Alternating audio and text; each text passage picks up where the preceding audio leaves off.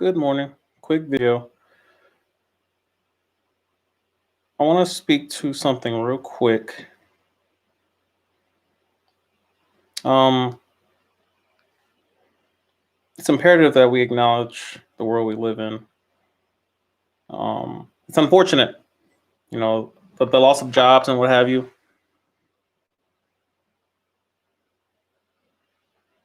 COVID has been quite impressive.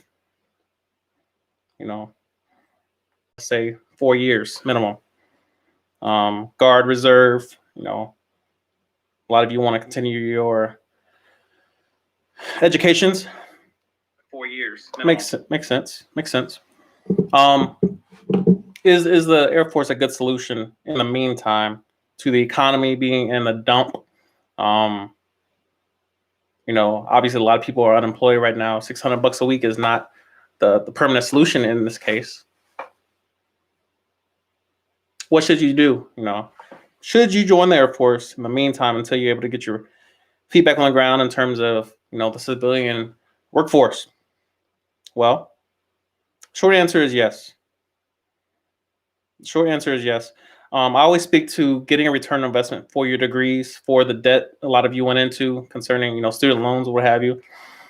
I don't see the point personally. 4 years is a very short amount of time in comparison to getting student loans and paying those off for what for a lot of you could be the first 10 years of your career. Living a very modest, living in a very modest manner because you have to pay these loans off. Is the military a better option?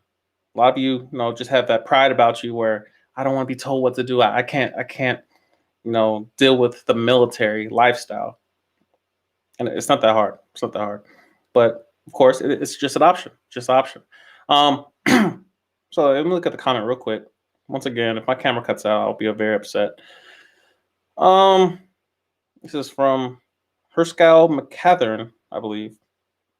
New listener, getting an understanding of if I think joining the Air Force is the right move for me. I'm 30, master's degree, single, no kids, just lost my job. Can't really find anything hiring in the field of sports, entertainment right now during the pandemic. I've been watching vids and reading articles to see what to expect being dirt old and joining so late.